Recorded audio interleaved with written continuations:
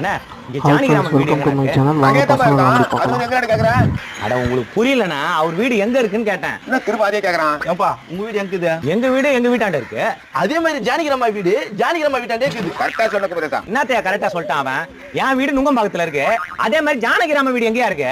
அதே மாதிரி ஜானகிராமா வீடு கட்டியிருந்தாக்கா எங்க இருக்குது அங்க போய் பாரு. ஜானகிராம வீடு எங்கனா இருக்கு?